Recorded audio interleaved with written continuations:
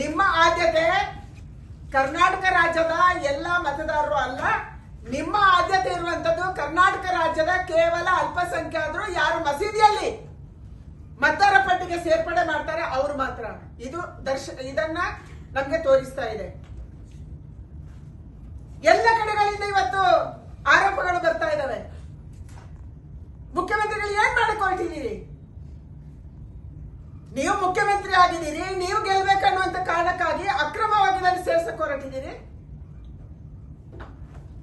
GBA ಚುನಾವಣೆ ಇದರ ಆಧಾರದಲ್ಲಿ ನೀವು ಮಾಡ್ತೀರಿ. ಅಕ್ರಮ ಮತದಾರ ಪಟ್ಟಿಯನ್ನ ಜಿಬಿಎದ್ದು ಮೊನ್ನೆ ನೀವು ಸರ್ವೆ ಮಾಡಿದ್ರಲ್ಲ, ಮತದಾರ ಪಟ್ಟಿ ಹೊಸದಾಗಿ ಮಾಡಿದ್ರಿ, ಅದರಲ್ಲಿ ಮಾಡಿದ್ರಿ, ನಾವು ವಿರೋಧ ಮಾಡಿದ್ವಿ, ಆದ್ರೂ ನೀವು ಸಲ್ಲಿಕೆ ಮಾಡಿದ್ರಿ.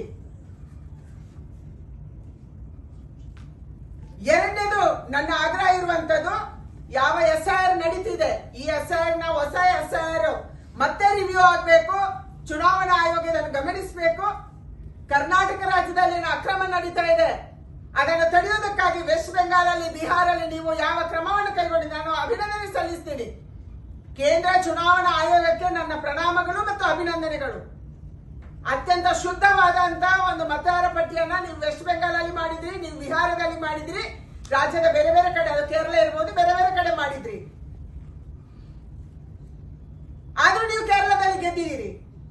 ಆದ್ರೆ ಕರ್ನಾಟಕ ರಾಜ್ಯದಲ್ಲಿ ಇವತ್ತು ಮುಖ್ಯಮಂತ್ರಿಗಳ ಮೂಗಿನ ನೇರದಡಿಯಲ್ಲಿ ಅವರ ಆದೇಶದಂತೆ ಅಕ್ರಮ ಮತದಾರರನ್ನ ಸೇರಿಸುವಂತದ್ದು SIR ಮೂಲಕ ನಡೀತಾ ಇದೆ.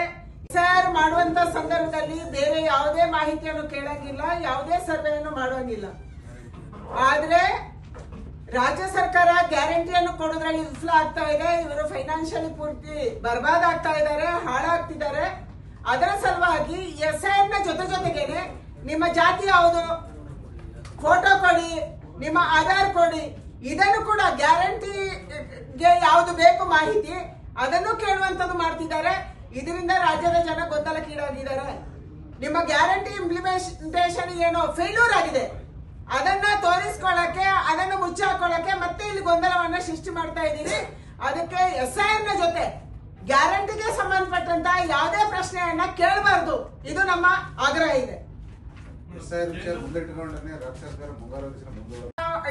SIR ನಡೀತಾ ಇರುವಂತ ಸಂದರ್ಭದಲ್ಲೇ ಪ್ಯಾರಲಲ್ ಆಗಿ GBA ಮತದಾರ ಪಟ್ಟಿಯನ್ನ ಯಾಕೆ ಮಾಡ್ತಿದ್ದೀರಿ ಇದರ ಬಗ್ಗೆ.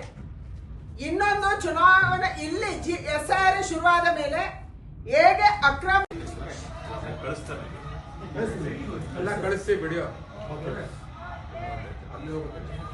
ಇದು ಕರ್ನಾಟಕ ಇಲ್ಲೇ ಕೊಡ್ತಾ ಇದ್ದೀರಾ. ಮನೆ ಮನೆಗೂ ಹೋಗೋ ನಿಮ್ಮದು.